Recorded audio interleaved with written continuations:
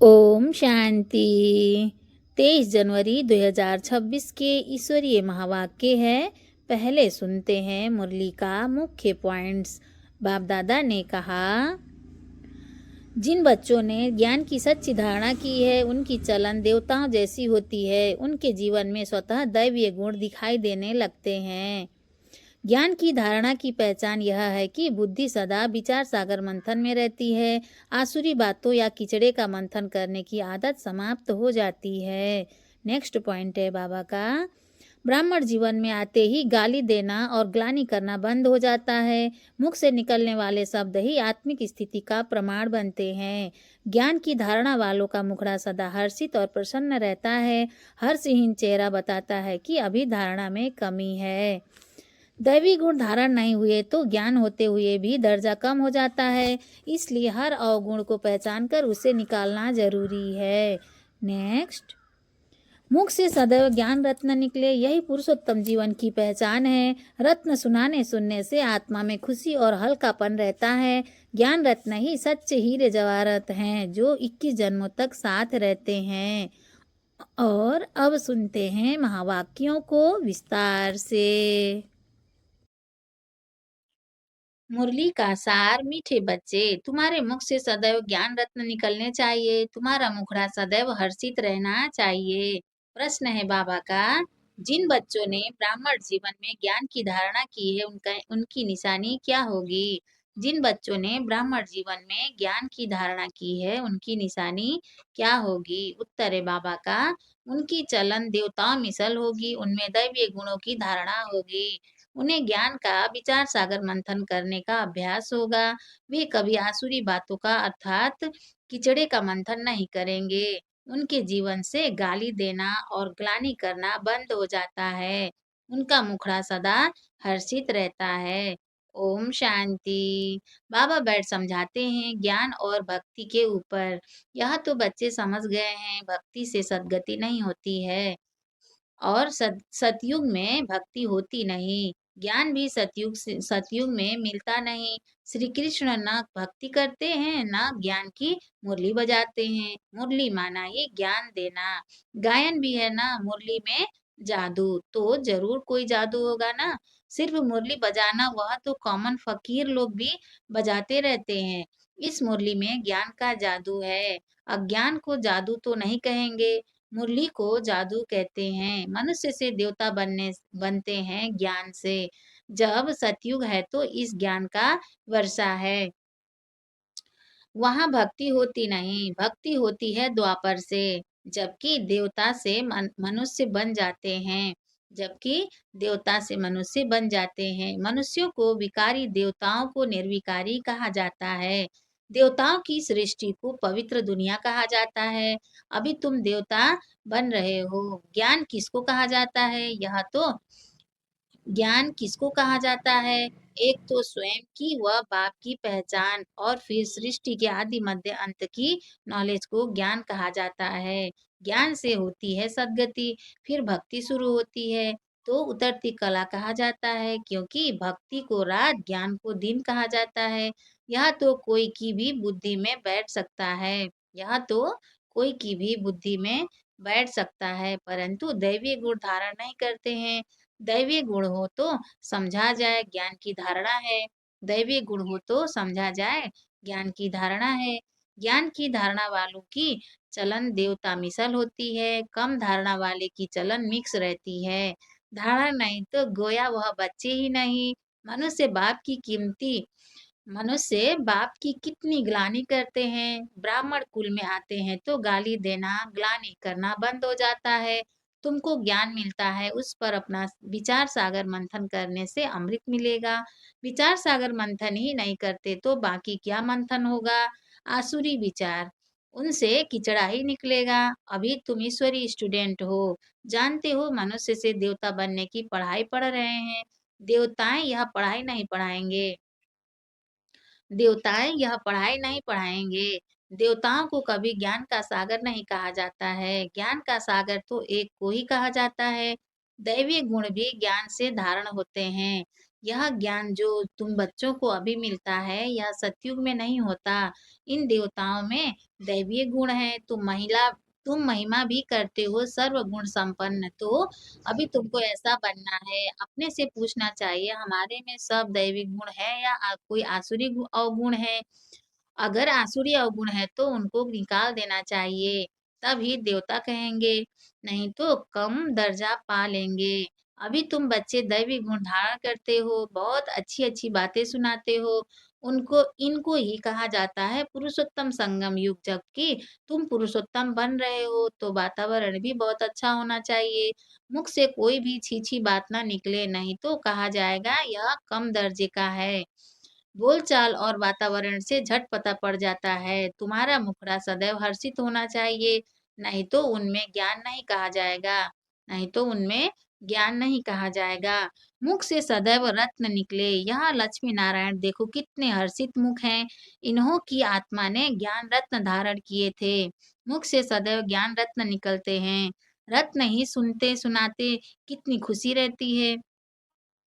रत्न ही सुनते सुनाते कितनी खुशी रहती है। ज्ञान रत्न जो अभी तुम लेते हो, फिर ये सभी हीरे जवाहरात बन जाते हैं। नौ रत्नों की माला कोई हीरो जवाहरातों की नहीं है, इन ज्ञान रत्नों की माला है। मनुष्य लोग फिर वह रत्न समझ अंगूठियां आदि पहन लेते हैं। मनुष्य लोग फिर वह रत्न समझ अंगूठियां आदि पहन लेते हैं। इन ज्ञान रत्नों की माला पुरुषोत्तम संगम युग पर पड़ती है। यह रत्न ही तुमको भविष्य 21 जन्मों के लिए मालामाल बनाते हैं।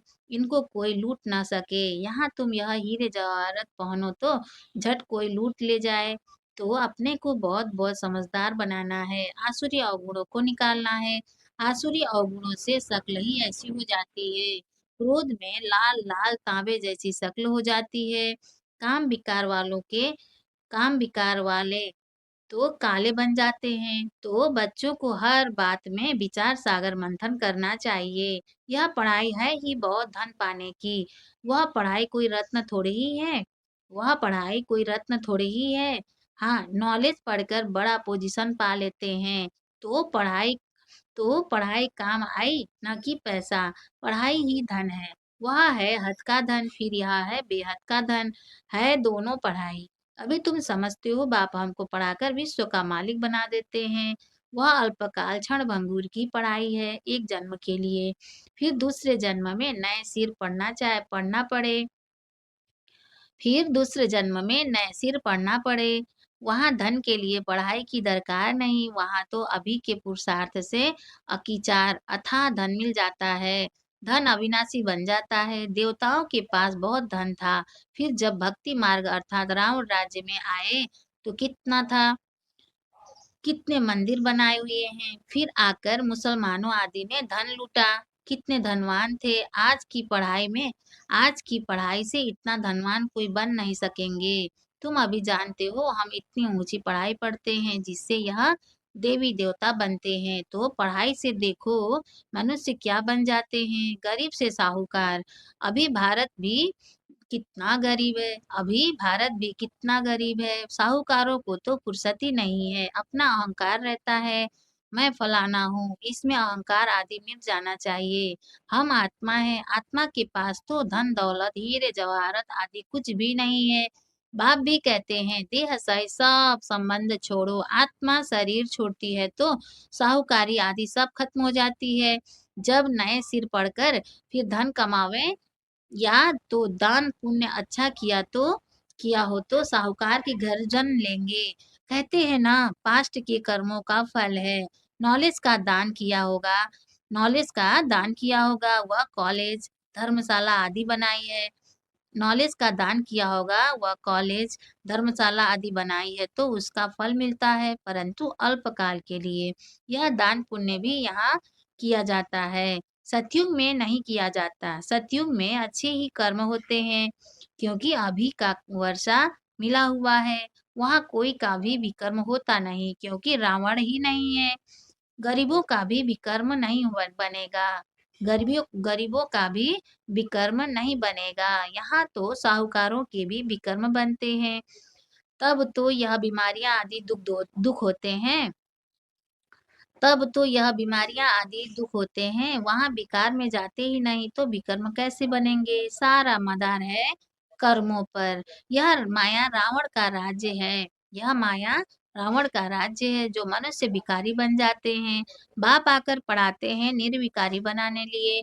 बाप निर्विकारी बनाते हैं, माया फिर विकारी बना देती है। रामवंशी और रावणवंशी की युद्ध चलती है। तुम बाप के बच्चे हो, वह रावण के बच्चे हैं। कितने अच्छे-अच्छे बच्चे माया से हार खा लेते हैं। माया बड़ी प्रबल है, फिर भी उम्मीद रखते हैं। अधम से अधम बिल्कुल पतित का भी उद्धार करना होता है ना। बाप को तो सारे विश्व का उद्धार करना होता है। बहुत गिरते हैं, एकदम चट खाने में, एकदम चट खाते में अधम से अधम बन जाते हैं। ऐसे का भी बाप उद्धार करते हैं। ऐसे का भी बाप उद्धार करते हैं। अधम तो सब हैं रावण राज्य में, परंतु बाप बचाते हैं। फिर भी गिरते रहते हैं तो बहुत अधम बन जाते हैं। उनका फिर इतना चढ़ना नहीं होता है। उनका फिर इतना चढ़ना नहीं होता है। वह अधमपना अंदर खाता रहता है। जैसे तुम कहते हो अंतकाल जो उनकी बुद्धि में वह अधमपना ही आता रहेगा। तो बाप बैठ बच्चों को समझाते हैं, कल्प-कल्प तुम ही देवता बनते हो, जानवर बनेंगे क्या? जानवर बनेंगे क्या? मनुष्य ही बनते हैं और समझते हैं। इन लक्ष्मी नारायण को भी नाक, कान आदि हैं, मनुष्य है ना? परंतु दैवीय गुणों वाले हैं इसलिए इनको देवता कहा जाता है। यह ऐसा सुंदर देवता कैसे बनते हैं, फिर कैसे गिरते हैं, इस चक्र का तुमको मालूम पड़ गया है। जो विचार सागर मंथन करते होंगे उनको धारणा भी अच्छी होगी। विचार सागर मंथन ही नहीं करते तो बुद्धू बन पड़ते। मुरली चलाने वाले का विचार सागर मंथन चलता रहेगा। इस टॉपिक पर यह समझाना है। ऑटोमेटिकली विचार सागर मंथन चलता है। फलाने आने वाले हैं, इन्हों को भी उल्लास से समझाएँगे। फलाने आने वाले हैं, उन्हों को भी उल्लास से समझाएँगे। हो सकता है कुछ समझ जाएँ, भाग्य पर है, कोई झट निश्चय करेंगे, कोई नहीं करेंगे। उम्मीद रखी जाती है, अभी नहीं तो आगे चलकर समझेंगे ज़रूर। उम्मीद रखनी चाहिए ना, उम्मीद रखना माना सर्विस का शौक है, थकना नहीं है। भल कोई पढ़कर फिर अधम बना है, आता है तो ज़रूर उनको विज़िटिंग रूम में बिठाएँगे। वह कहेंगे चले जाओ। ज़रूर पूछेंगे इतने दिन क्यों नहीं आए? कहेंगे माया से हार खा ली। ऐसे ढेर आते हैं, समझते हैं ज्ञान बहुत अच्छा था परंतु माया ने हरा दिया। स्मृति तो रहती है ना, भक्ति में तो हारने और जीतने की बात ही नहीं रहती। यह नॉलेज धारण करने की है। अभी तुम बाप द्वारा सच्ची गीता सुनते हो, जिससे देवता बन जाते। बिगर ब्राह्मण बने देवता बन नहीं सकते। क्रिश्चियन, पारसी, मुसलमानों में ब्राह्मण होते ही नहीं। यह सब बातें अभी तुम समझते हो। तुम जानते हो अल्प को याद करना है। अल्प को याद करने से ही बादशाही मिलती है। जब भी तुमको कोई मिले बोलो अल्प अल्लाह को याद करो।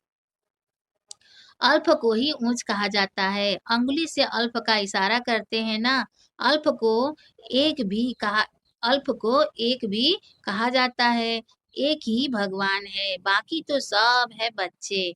बाप तो सदैव अल्प ही रहते हैं, बादशाही करते नहीं। ज्ञान भी देते हैं, अपना बच्चा भी बनाते हैं, तो बच्चों को कितनी खुशी में रहना चाहिए। बाबा हमारी कितनी सेवा करते हैं, हमको विश्व का मालिक बनाते हैं, फिर खुद उस नई पवित्र दुनिया में आते ही नहीं, पावन दुनिया में उनको कोई बुलाते ही नहीं। पतित ही बुलाते हैं, पावन दुनिया में क्या आकर करेंगे? उनका नाम ही है पतित पावन, तो पुरानी दुनिया को नया बनाने की उनकी ड्यूटी है। बाप का नाम है शिव और शालिग्राम बच्चों को कहा जाता है और शालिग्राम बच्चों को कहा जाता है। उनकी पूजा होती है। शिव बाबा कह सब याद करते हैं। दूसरा ब्रह्मा को भी बाबा कहते हैं, दूसरा ब्रह्मा को भी बाबा कहते हैं। प्रजापिता ब्रह्मा कहते तो बहुत हैं, परंतु उनको यथार्थ रीति जानते नहीं हैं। ब्रह्मा किसका बच्चा है? तुम कहेंगे परमपिता परमात्मा शिव ने उनको एडॉप्ट किया है। यह तो शरीरधारी है ना। ईश्वर की औलाद सब आत्माएं हैं। ईश्वर की औलाद सब आत्माएं हैं। सब आत्माओं को अपना अपना शरीर है, अपना अपना पार्ट मिला है जो बजाना ही है। यह परंपरा से चला आता है। अनादि अर्थात उनका आदि मध्य अंत नहीं। मनुष्य सुनते हैं एंड होती है तो फिर पूछते हैं कि फिर बनेंगे कैसे? बाप समझाते हैं यह अनादि है। कब बने हैं? यह पूछने का नहीं रहता। यह पूछने का नहीं रहता। प्रलय होती ही नहीं। यह भी गपोड़ा लगा दिया है। थोड़े मनुष्य हो जाते हैं, इसीलिए कहा जाता है जैसे प्रलय हो गई। बाबा में जो ज्ञान है वह अभी ही इमर्ज होता है। इनके लिए इनके लिए ही कहते हैं सारा सागर स्याही मस्त बनाओ तो भी पूरा नहीं होगा। इनके लिए ही कहते हैं सारा सागर स्याही मस्त बनाओ तो भी पूरा नहीं होगा। अच्छा, मीठे मीठे सिकिलधे बच्चों प्रति माता पिता बाप दादा का याद प्यार और गुड मॉर्निंग। रूहानी बाप की रूहानी बच्चों को नमस्ते। हम रूहानी बच्चों की रूहानी माता पिता बाप दादा को याद प्यार गुड मॉर्निंग। नमस्ते बाबा, नमस्ते बाबा, नमस्ते बाबा। शुक्रिया बाबा, शुक्रिया। धारणा के लिए मुख्य सार है। फर्स्ट पॉइंट है बाबा का, अपने हर्षित मुख मुखड़े से बाप का नाम बाला करना है। ज्ञान रत्न ही सुनने और सुनाने हैं। गले में ज्ञान रत्नों की माला पड़ी रहे। आसुरी अवगुणों को निकाल देना है। सेकेंड पॉइंट है बाबा का, सर्विस में कभी थकना नहीं है। उम्मीद रख शौक से सर्विस करनी है। विचार सागर मंथन कर उल्लास में रहना है। वरदान है बाबा का, कंफ्यूज होने के बजाय लूज कनेक्शन को ठीक करने वाले समस्या मुक्त भव। कंफ्यूज होने के बजाय लूज कनेक्शन को ठीक करने वाले समस्या मुक्त भव। विस्तार है, सभी समस्याओं का मूल कारण कनेक्शन लूज होना है। सिर्फ कनेक्शन को ठीक कर दो तो सर्व शक्तियां आपके आगे घूमेंगी। यदि कनेक्शन जोड़ने में 1-2 मिनट लग भी जाते हैं तो हिम्मत हार कर कंफ्यूज ना हो जाओ। निश्चय की फाउंडेशन को हिलाओ नहीं। मैं बाबा का, बाबा मेरा, इस आधार से फाउंडेशन को पक्का करो तो समस्या मुक्त बन जाएंगे। स्लोगन है बाबा का, बीज रूप अवस्था में स्थित रहना, यही पुराने संस्कारों को परिवर्तन करने की विधि है। अव्यक्ति सारे हैं बाबा का, इस अव्यक्ति मास में बंधन मुक्त रह जीवन मुक्त स्थिति का अनुभव करो। विस्तार है, जब सेवा में वह अपने पुराने संस्कारों को परिवर्तन करने में सफलता नहीं मिलती है तो कोई ना कोई विघ्न के वश हो जाते हो। फिर उनसे मुक्त होने की इच्छा रखते हो, लेकिन बिना शक्ति के यह इच्छा पूर्ण नहीं हो सकती। इसीलिए अलंकारी रूप बनो, शक्ति रूप धारण करो तो बंधन मुक्त बन जाएंगे। अच्छा, ओम शांति।